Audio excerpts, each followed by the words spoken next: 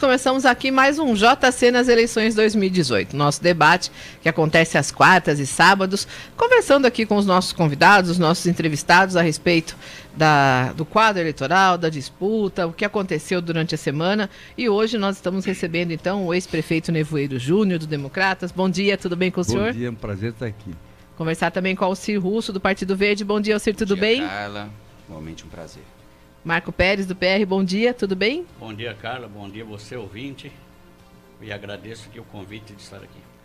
Nosso objetivo é conversar com os nossos ouvintes, né? Nós precisamos também nos informar a respeito do que vem acontecendo nesse processo, uma eleição considerada importantíssima para o rumo que o país vai tomar a partir daqui. Como é que o senhor vê o quadro até o momento, Nevoeiro? A gente tem candidato demais ou isso é importante também, é bom para a democracia? Não, eu acho que tem candidato demais. O Brasil, infelizmente, tem uma quantidade muito grande de partidos que gera uma quantidade enorme de candidatos. Eu acho que nós estamos vivendo um momento de uma extrema crise. O Brasil nunca teve uma recessão tão grande e tão prolongada como essa, e é preciso tirar o país desse atoleiro, né? E a expectativa que se tem é que vença o melhor. Eu acho que tem muito candidato, muito pouca proposta, e, na verdade, eu estava vendo hoje, dizendo assim, que o Lula ganhou um negócio na ONU, né, que ele tem que ser candidato.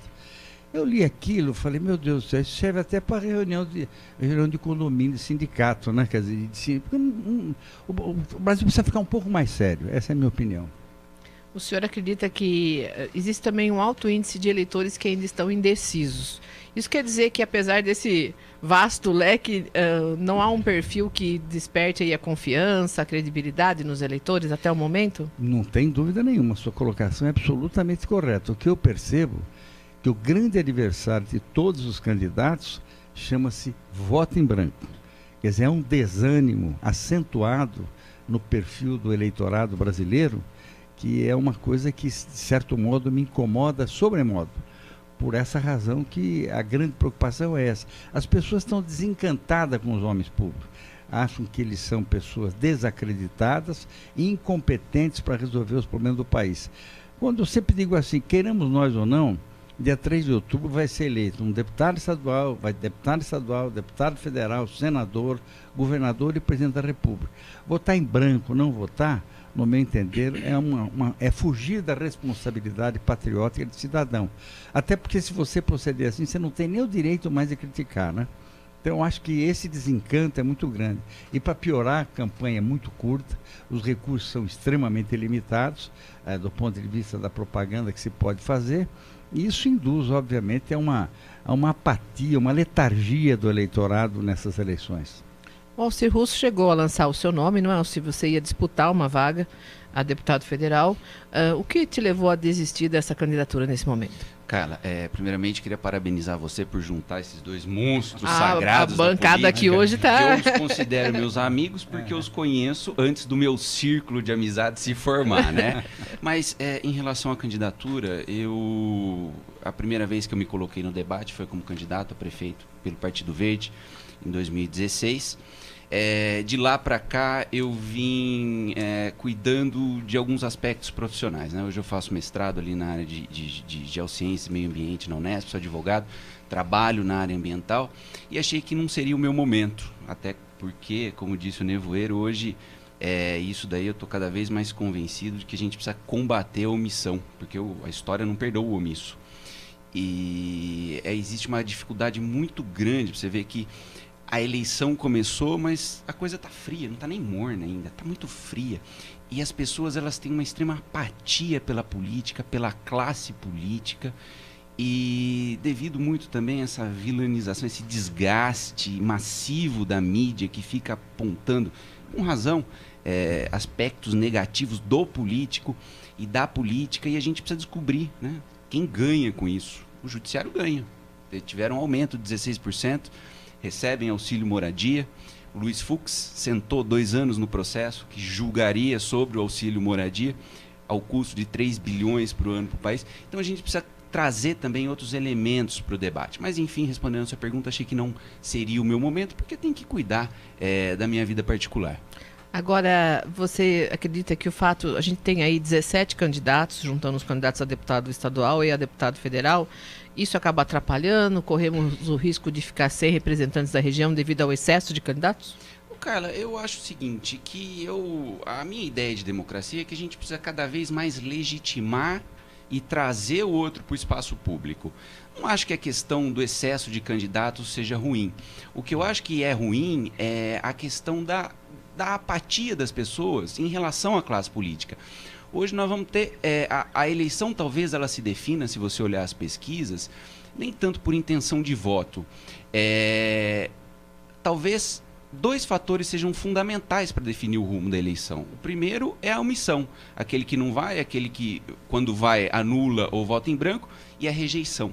Essa rejeição, essa pecha da política que recai sobre o político, ela é muito ruim, porque as pessoas elas estão convencidas que a corrupção, né, que é o aspecto negativo muito ressaltado da política, que a corrupção é um aspecto moral. E hoje os candidatos andam explorando muito isso, eles constroem uma imagem de marketing feita por um marqueteiro que tenta falar para todo mundo, mas não comunica com ninguém. Tem até um livro do Samuel Finner que fala sobre isso daí, Manuel Castells. Há muita discussão sobre essa imagem do político construída. E as pessoas não se identificam com o que está acontecendo. Então, Carla, a questão de ter mais ou menos candidatos, acho que não é o problema. O ponto é como a gente devolve a política para o político, aquele que age por princípios, aquele que não transige com o que acredita e que não fica fazendo as coisas de acordo com a sua conveniência pessoal. Marco Pérez, é importante, pela sua experiência aí junto à política, é importante que a cidade tenha um representante. Como é que funciona isso depois da eleição, no momento do prefeito solicitar recursos, no contato com o governo estadual, o governo federal? Como é que é esse trabalho do deputado? Comentando a palavra do Alcir, que ele considera, um dos amigos dele, que ele não tinha fechado o círculo de amizade, eu agradeço. Agradeço os momentos maravilhosos que eu e o Nevoeiro tivemos juntos, em momentos políticos, e aí respondendo você. O Nevoeiro, que diversas vezes governou Rio Claro, tem uma experiência bastante vasta, com certeza vai entender esse comentário e vai referendar para o povo. Nem sempre é o político local que traz recursos para o prefeito ou para a administração pública. Na política, como tudo, você faz amigos que você tem em certo momento mais relação, em outros momentos menos relação. Em política você tem projetos que somam para uma comunidade. Eu lembro muito bem, em 2006, eu apresentei uma pessoa para o Nevoeiro, que no começo, apesar da sua preferência sempre pelo oriental que o Nevoeiro tem, ele estranhou chegar um deputado em Rio Claro, chamado William Vu, e fizemos um projeto para Rio Claro, baseado no partido do William Vu, naquela época PSDB, que nem era o partido que o Nevoeiro tinha simpatia. Mas quando se conhece o político e o relacionamento vem, os projetos e o recurso para a cidade vem. Hoje está bastante divulgado nesses 18 meses aí que eu me envolvi com política partidária, e aí tanto o Alcir quanto o Nevoeiro e você, Carla, sabe?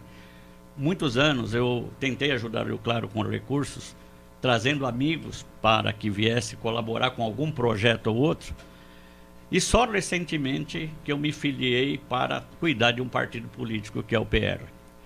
E nesses 18 meses recentes, o político que mais trouxe recurso para Rio Claro, isso o prefeito fala, outros vereadores referendam sempre, até vereadores que não têm ligação com esse deputado, que é o deputado Miguel Lombardi, elogiam a postura dele. Hoje é o que mais trouxe recurso. Então não é sempre o político de Rio Claro que traz recurso. Então a importância da política partidária para qualquer prefeito, ela existe. Existe no sentido de ser dos seus partidos, seus pares, e às vezes não são dos seus pares. Quanto a ter muito candidato em Rio Claro, a gente precisa entender que a política nacional está tendo uma depuração. É o pedido de todo mundo. Renovação, é o pedido de todo mundo, como diz o Alcir, que coloque o seu trejeito político para a população aprovar ou não. Nós estamos num momento de seleção natural. Isso não é uma coisa deste ano de 2018. Se a gente vê, você que está sempre acompanhando a classe política, esse movimento de Brasil começou faz uns 10 anos de tentar depurar. E a depuração, você vai ficar com as pessoas que estão na militância há bastante tempo e outras que estão chegando. Quanto a muitos candidatos em Rio Claro, é o que os partidos estão precisando. O Alcir falou agora que ele desistiu do projeto político. Não era um projeto político só do Alcir, com certeza do partido que ele está afiliado, que é o PV. Era um projeto do PV de estar em Rio Claro. É um partido que corre um risco, um partido exemplar em nível mundial. É um partido que em nível mundial tem uma bandeira que são semelhantes em qualquer país do mundo. E corre o risco no Brasil, depois com essa eleição, que vão ter a representatividade de voto, morrer no Brasil. Talvez o Alcir não esteja fazendo realmente um projeto político certo para o momento. Você falou de omissão. Talvez você vai ser um daqueles que colabora para o PV morrer e não existir mais depois da próxima eleição de 2018. Essa eleição está sendo influenciada por essa questão dos partidos também. Os partidos estão com estratégias para sobreviver, né, nesse momento. Agora, eu gostaria de aproveitar também a presença do Marco Pérez aqui. Marco Pérez recentemente protagonizou aí um episódio, acabou tendo uma repercussão, inclusive no Jornal Cidade, aqui na Rádio Celso Jovem Pan News. O senhor estava na Câmara Municipal como assessor do vereador Luciano do Bom Sucesso. O que aconteceu que o senhor foi exonerado do seu cargo? Houve uma questão política? Gostaria que o senhor aproveitasse esse espaço também para explicar o que aconteceu aos nossos ouvintes. Pois não. Como eu mesmo citei agora há pouco tempo, a minha militância partidária é recente. Eu entrei no projeto do PR, também a pedido da direção estadual e nacional, para reconstruir o PR, que já existiu forte aqui, já é do tempo que era PL. E naquela ocasião, você disse o Jornal Cidade, a repercussão, porque também o Jornal Cidade publicou bastante no final de 2015, 2016, que o PR vinha para consolidar e se enraizar na cidade de Rio Claro. Eu, como presidente do partido, de agosto de 2015 até o final de 2006, em nível local, construí um projeto de se eleger 2 vereadores. Então, a coligação se eleger 2 vereadores. Naquele momento, o PR decidiu não só coligar com os 2 maiores segmentos políticos de liderança, que era o MDB e o DEM. Então, não fizemos o projeto de eleger 2 vereadores nas maiores coligações partidárias que concorreram em 2016. Fizemos um projeto para eleger 2 vereadores numa coligação só desses 2 partidos, que era o PR e o PRB, e fizemos esse projeto vingar. Montamos um projeto na Câmara, que também eu gostaria aí do comentário de vocês, porque sempre foi, que o gabinete do vereador Luciano é que bastante trouxe verbas para o Rio Claro nesses 18 meses, como também que legislou bastante coisa. Teve diversos políticos que estão nessa mesa e outros que elogiaram a capacidade de legislar daquele gabinete. Chega o momento da eleição, eu, como coordenador regional do partido, recebi novas missões, e o vereador Luciano, que é o vereador eleito, fez uma opção momentânea, que pode ser política ou não, de mudar o gabinete, o que é natural na política. As pessoas vêm para somar e as pessoas deixam espaço para os outros construírem. Então foi uma decisão pessoal do vereador. Se você diz que se tem ação política ou não, quem conhece a política sempre tem ação política. Sempre tem uma ação política. Sempre tem, que às vezes fica clara, às vezes fica escondida. Isso a gente segue o caminho. Quer dizer, a minha opção de nunca entrar na militância partidária, o Nevoeiro sabe disso, me convidou diversas vezes no passado, convidou para ser secretário dele, eu sempre neguei para o Nevoeiro, não foi uma vez. Mesmo assim, eu não deixava de ajudar aquelas administrações que ele participou. Porém, a vida partidária tem essas coisas que você colocou bem. É uma ação política de grupos, às vezes, que estão a seu favor, às vezes contra, e você tem que aceitar a posição. Faz parte da movimentação.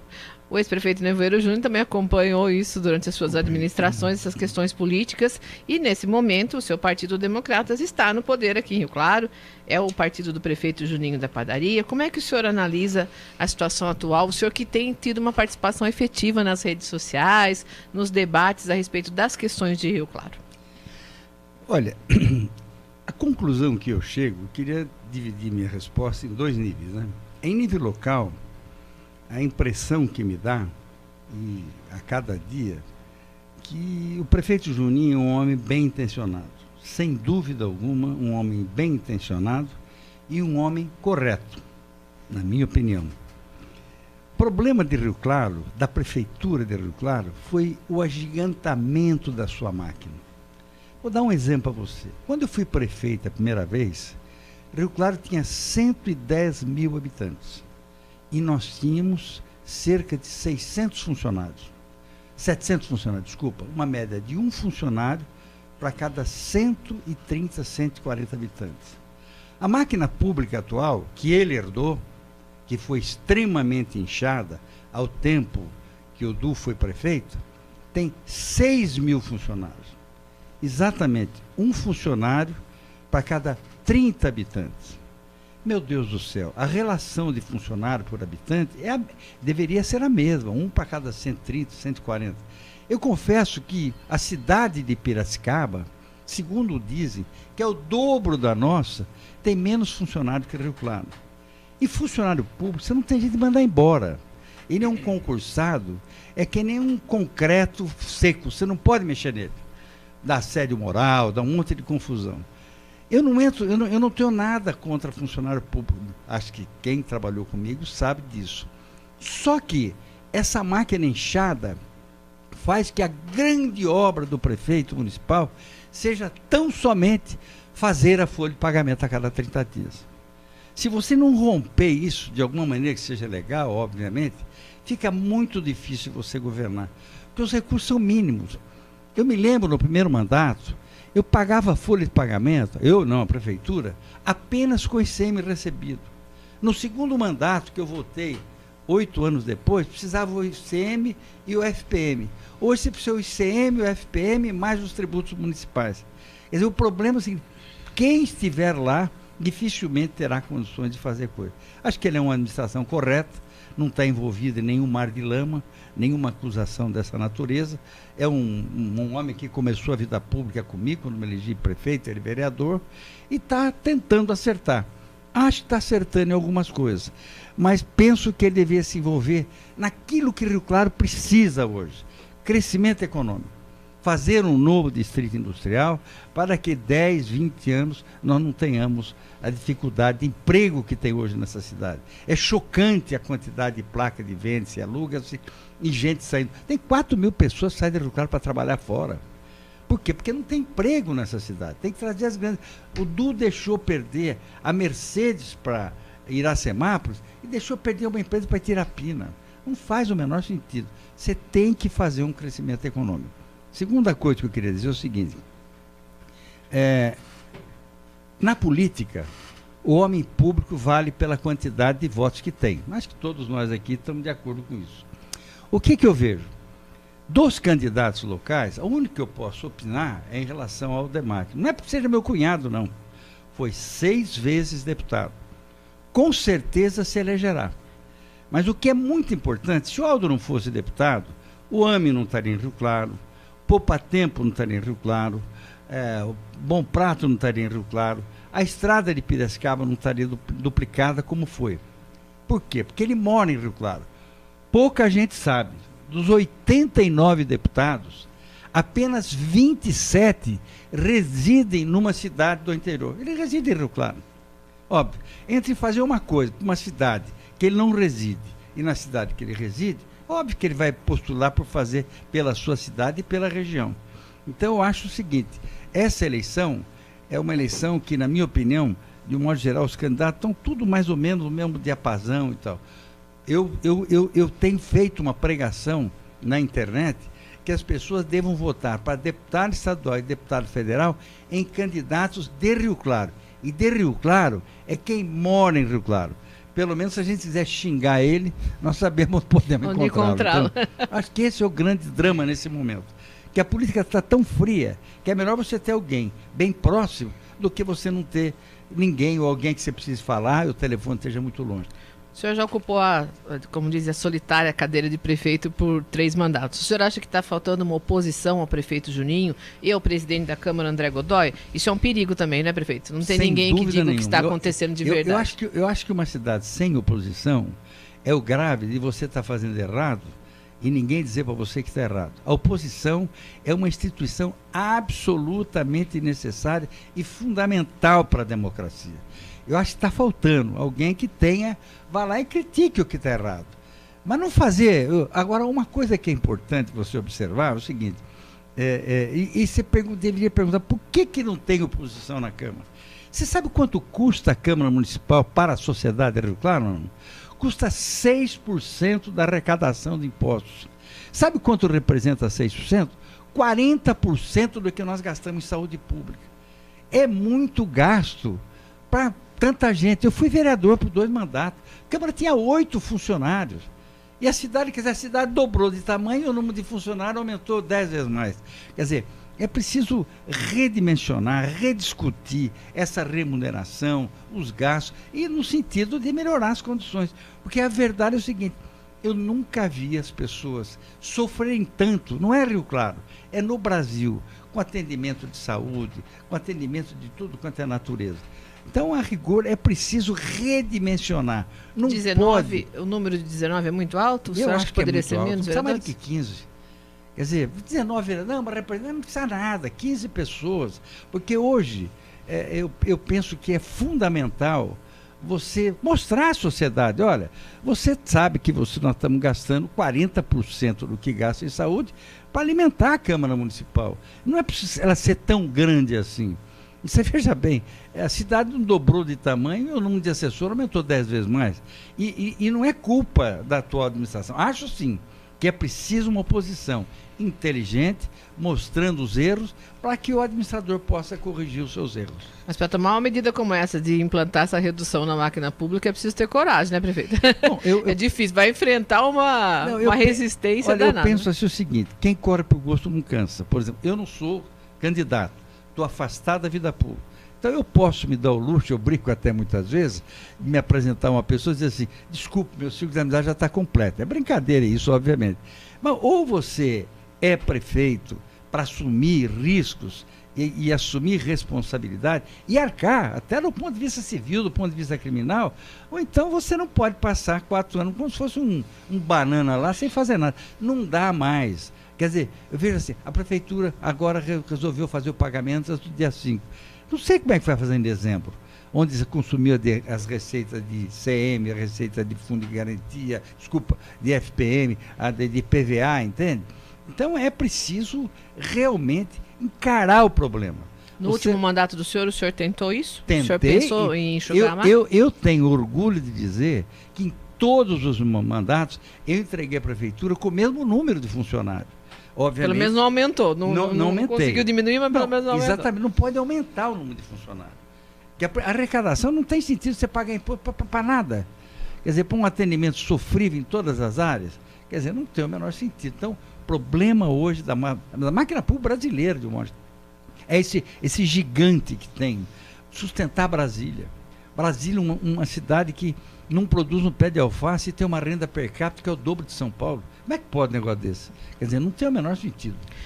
Eu quero agradecer também a participação dos nossos ouvintes, dos nossos internautas. Algumas perguntas, como a do Marcos, da Vila Alemã, e também da dona Aparecida, da Vila Nova, nós já respondemos aqui na nossa conversa sobre o excesso de candidatos, a questão de se é importante eleger deputado de Rio Claro ou não. Tem também uma pergunta do Rui, do Jardim Novo, a respeito da questão das redes sociais. Se numa campanha curta como essa que estamos vivendo aqui, as redes sociais podem ajudar ou atrapalhar. Eu já queria fazer um comentário que, em questão de WhatsApp, às vezes pode atrapalhar. Tem candidato se excedendo e a gente começa a ficar cansado dele e já não quer mais, né? O eleitor também fica enjoado, né? Ou seja, se a pessoa é muito insistente, toda hora lá mandando o seu santinho, não vai ter muito efeito, né? Cara, de fato, você precisa saber explorar os canais de comunicação. A grande dificuldade hoje, talvez, seja comunicar, porque existe uma barreira, um bloqueio.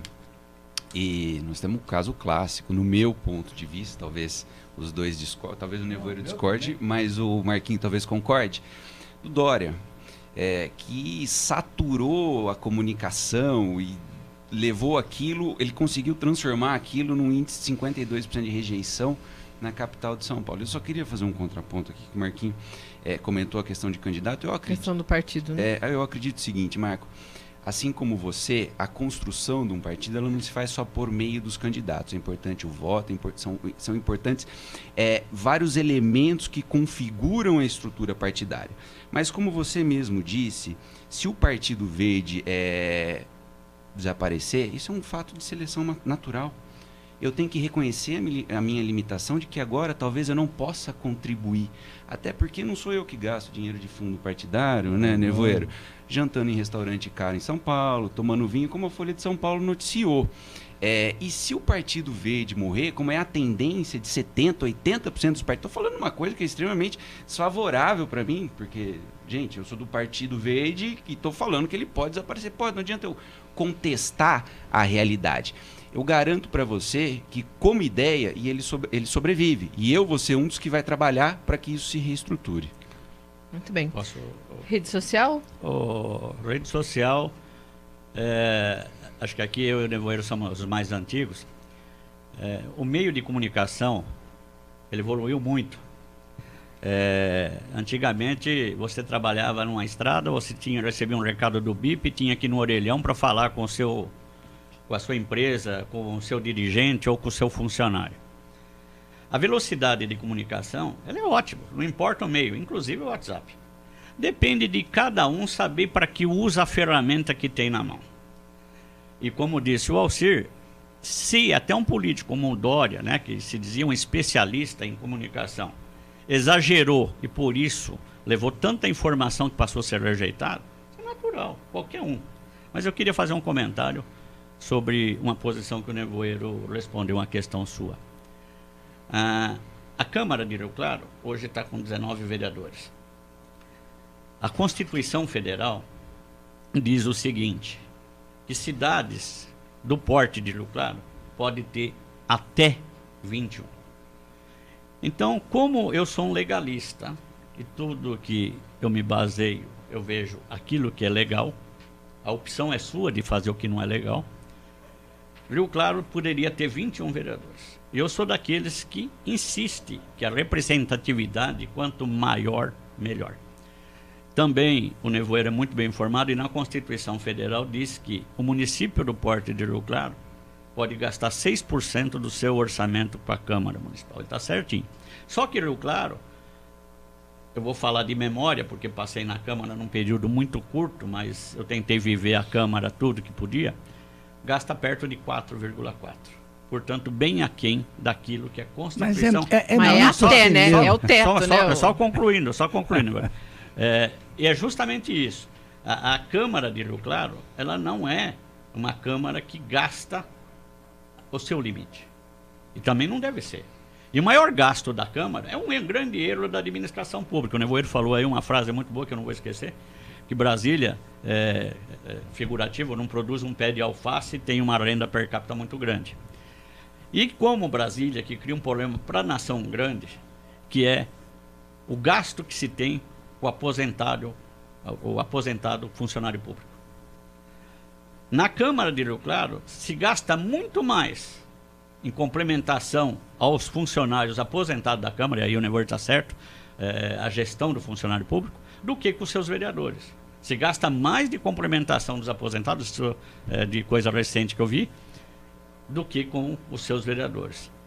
Por outro lado, a gestão pública, o Nevoeiro colocou muito bem, ele conseguiu administrar, nunca diminuindo nem aumentando os funcionários. Nunca, quantidade, entreguei eu lembro frase no tempo que, mesmo não aceitando os convites para trabalhar na máquina pública, que o Nevoeiro fez algumas vezes, uma frase dele muito boa, que se pegasse certos funcionários públicos, não são nunca a maioria, e pusesse eles para ficar isolado num canto, o gasto da máquina pública diminuiria, porque não é só o gasto do funcionário, é o gasto do funcionário com coisa que não deve, aquilo que a turma fala do cafezinho, etc. Mas principalmente com a ação errada. Qualquer funcionário na vida pública, se ele tem uma ação errada, ele é demitido. E o funcionário público, depois de concursado, ele pode não fazer nada e você ter que manter ele na máquina pública. Então, fazer essa grande mudança é que vai ser o desafio do programa do Brasil. E vamos lá. Isso já que eu falei do gasto da aposentadoria. Tem hora que eu tenho medo do IPRC de Rio Claro, né? Num futuro próximo, com a máquina inchada como está, todos esses vão ser aposentados, se Deus quiser, e sobrevida, porque, graças a Deus, eu estou nesse momento que quanto mais tempo passa, mais a gente tem uma previsão de vida maior. Imagine o gasto da Previdência com a máquina pública. Questão da longevidade aí, né? O Hamilton Sanello manda um abraço para o prefeito Nevoeiro, parabeniza pela sua colocação em relação à necessidade da cidade ter os seus deputados e reforça que é importante também ter um deputado federal, que há uma dificuldade aqui em Rio Claro para que se entre num consenso em relação ao deputado federal. Há um ditado popular, e os ditados populares ensejam uma verdade sempre, diz assim, quem parte reparte, não fica com a melhor parte, ou é bobo ou não tem arte. Eu pergunto assim, por que não ter um deputado federal de Rio Claro? Eu tenho defendido assim, votem em candidatos a deputados de Rio Claro. É de Rio Claro, quem mora em Rio Claro, quem vota em Rio Claro. Essa história, não, meu avô estudou no colégio Kelly, isso não vale. É quem mora em Rio Claro. Acho que esse é o ponto fundamental, na minha opinião. Ontem nós tivemos mais um debate dos candidatos a presidente, vocês acompanharam? Como é que tem sido essa disputa à presidência? Parece que alguns pontos que não são tão importantes assim em relação ao que se espera, né, do futuro presidente do país, acabam tendo mais destaque do que a apresentação realmente de propostas. A dinâmica do debate também atrapalha um pouco, o tempo é curto, né? Eu vou um pouco mais longe. O que eu vejo assim, é o seguinte, tem uma expressãozinha popular da história de uma vaca que estava segurando uma camisa na boca. E o dono da camisa quis tirar. Então a vaca falava assim, se eu abrir a boca, ele tira a camisa. Ele falou, se soltar, ela come a camisa. O que está acontecendo no debate? Está todo mundo tateando por causa do segundo turno. Então ninguém está jogando firme em cima do turno. A não ser aquele maluco do PSOL, né?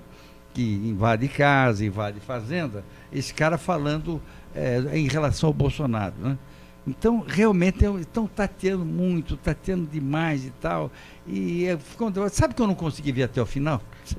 Para ser mais objetivo, nenhum deles. Eu também estou com essa dificuldade, viu, né? E as pessoas acabam cobrando. Eu acho que hoje vou fazer uma colocação para você.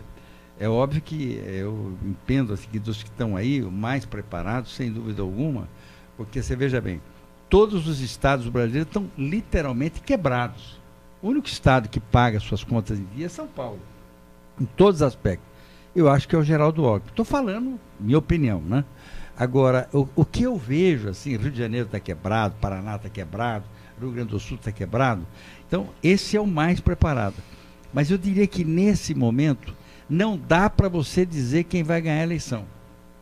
Eu acho que você tem, qualquer um dos que estão ali tem chance de ganhar as eleições. Sem dúvida nenhuma, entendeu?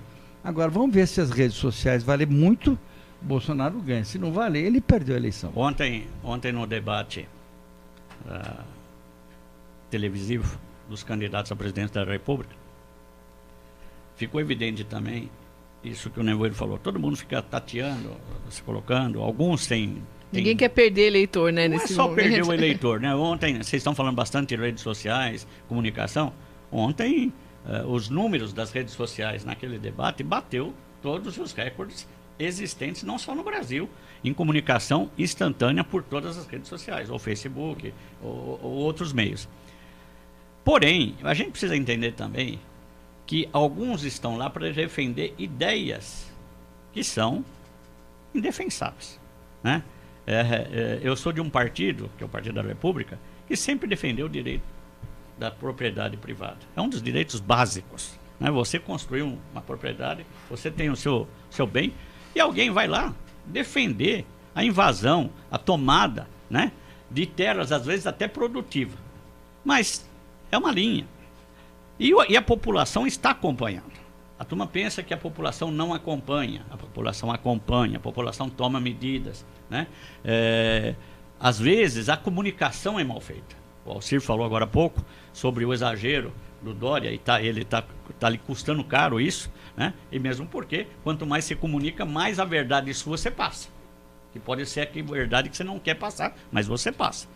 Então, os debates de televisão são interessantes, o programa de televisão é interessante, mas esta campanha é totalmente atípica.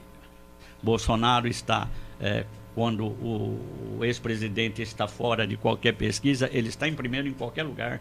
Em certos segmentos é exagerado a intenção de voto que ele está, e ele está fazendo tudo para não errar, porque está certo o Nevoeiro e o Alcir, né? Neste momento é a briga para eles, candidato a presidente da República, eles candidato a governadores, e para o segundo turno. E não é só São Paulo que está pagando em dia, mas são muitos poucos estados que estão pagando em dia. Você tem Rio de Janeiro, uma situação gravíssima. O Rio Grande do Sul, pouca gente sabe, é pior do que o Rio de Janeiro em nível de situação econômica do estado.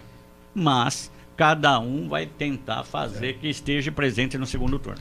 Ô Carla, eu também acredito aqui, complementando o que o Nevoeiro falou, não voto no PSOL, mas eu acho que existe um problema de comunicação muito grande. Talvez você defender a pauta da moradia, invadindo casa, invadindo fazenda, não seja adequada, porque você tem que ter respeito à regra.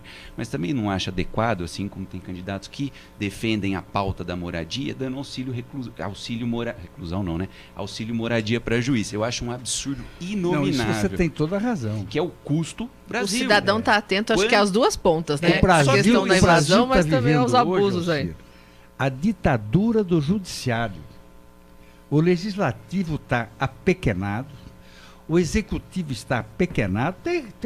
Eu sempre digo assim, tem ladrão na política? Não esquece do Ministério Público, que você sofreu muito com isso. Tem tudo quanto é lugar, tem vagabundo e ladrão. Né? Na política também tem. Mas tem muita gente boa. O judiciário e o Ministério Público, eles não pensam que são Deus. Eles têm certeza que são Deus.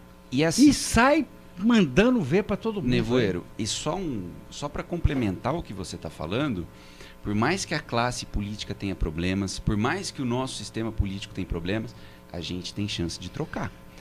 O judiciário não tem a accountability, ele não presta contas para ninguém. O mais grave, e o máximo que pode acontecer com ele é ele ser aposentado. O mais grave que eu vejo é o seguinte... E ninguém toca nesse ponto. Vocês sabem quantos fichas sujas tem no Brasil hoje ou não? Tem ideia ou não? Não tem. 17 mil. Quer dizer, o juiz dá uma sentença e ela é reformada, com ele não acontece nada. O promotor faz uma denúncia e a denúncia não é aceita, com ele não acontece nada. O administrador público, não. Se ele exorbita, ele entra na ficha suja. Se ele claudica, ele entra na ficha suja. Ora, se você errou, teve intenção, mas você roubou, não, eu não roubei, você não pode ser responsabilizado por um ato que você praticou no governo do Estado, enfim, nessa marca. Então, eu acho o seguinte, o Brasil hoje precisa rever. E essas imoralidades que você fala muito bem, quer dizer, não tem sentido.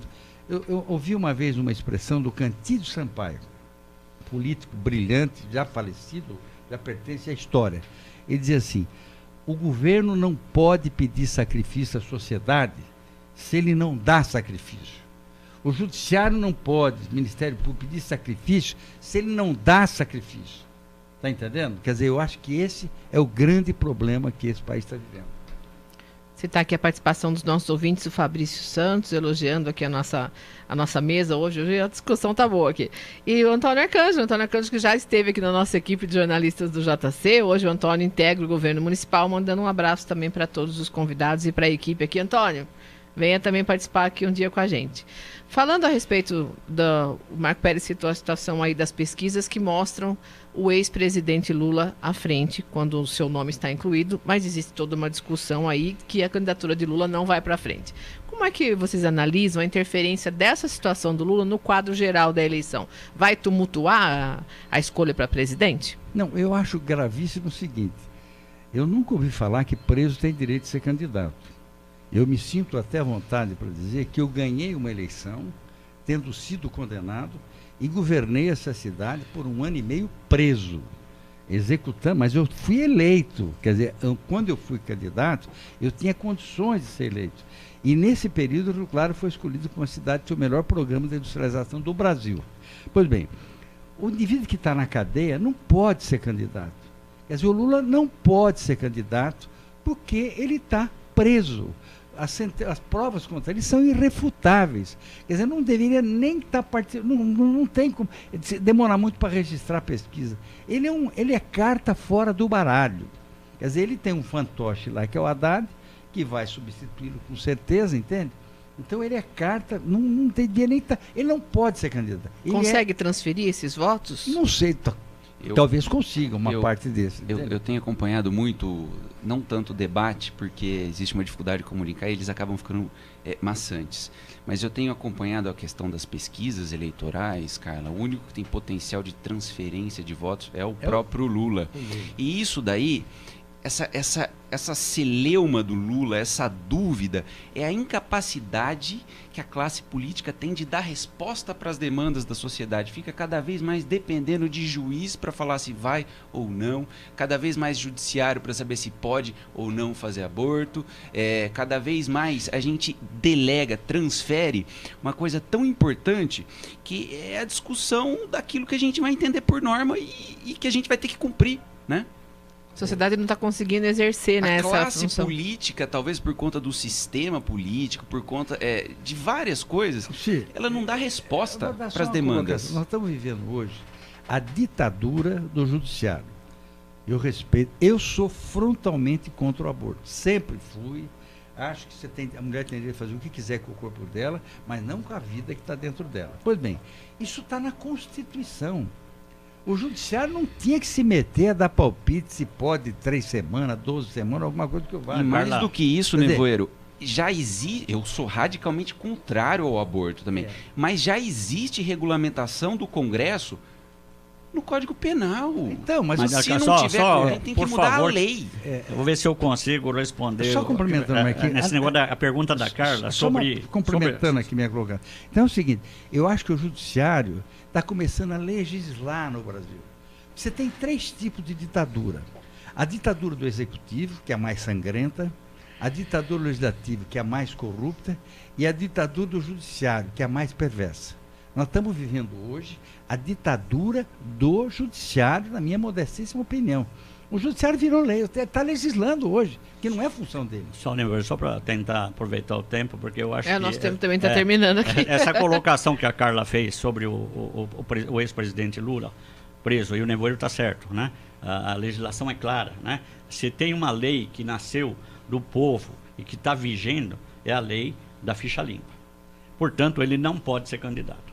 Também falamos aqui que os partidos estão tentando se salvar para se manter com os fundos partidários pós-eleição, baseado nos seus votos. É lógico que hoje tem pesquisa que diz que o Lula é o único que consegue transferir, e tem gente que mede que ele consegue transferir perto de 15% dos votos que ele tem para a terceira, ou 15% de voto. Só que, enquanto o PT está fazendo todo esse estardalhaço, usando até órgão internacional para interferir em eleição local, e como disse o Nevoeiro, ele falou uma frase hoje que talvez ele não saiba, mas um juiz do Supremo Tribunal falou ontem, que aquele papel tem tanto valor quanto uma reunião de condomínio. O que o PT está tentando fazer é aproveitar esse momento que a imprensa nacional está dando de cobertura para esse fato, né? Fazer com que a votação que o PT pensava em perder totalmente não a perca. Esse é o pano de fundo desse movimento. Não é só eleição de presidente, é tentar salvar o PT naquela destruição que ele sofreu no Brasil quase todo, com exceção do Nordeste e um pouco do Norte. É tentar salvar o partido, não é outra coisa. E se é o Haddad, se é outro, na hora que colocarem, a população vai saber. Mas lembra, não é só eleição majoritária, eles estão tentando salvar o partido na proporcional. Nosso tempo, infelizmente, terminou. Passou rápido demais aqui, conversa muito boa. É sempre assim, né? Quero agradecer a participação dos nossos convidados. Já deixar o convite para que vocês retornem até o dia das eleições. Nós vamos continuar aqui com o nosso debate às quartas e sábados. Ex-prefeito Nevoeiro, muito obrigada pela sua presença. Eu que agradeço. Sempre com seus comentários. É bom ouvir a voz da experiência também, né? Quem já passou sabe avaliar muito bem a situação. Alcir, muito obrigado pela sua participação. Carla, em pé e às ordens. Estaremos aqui também, com certeza, em novas oportunidades. Marco Pérez, obrigado pela sua participação. Eu é que agradeço o convite, agradeço a oportunidade e dizer da importância desse meio de comunicação, todo o conglomerado, que uma nota que vocês colocaram no jornal que nós viríamos hoje, teve gente da Bahia que ligou, então teve vereador da Câmara que pediu para mandar abraço, que nem a Irander Augusto, ou seja, a importância desse meio de comunicação na nossa cidade. Mantenha o povo informado, porque o povo vai votar melhor. Agradecer aos nossos ouvintes, aos nossos internautas.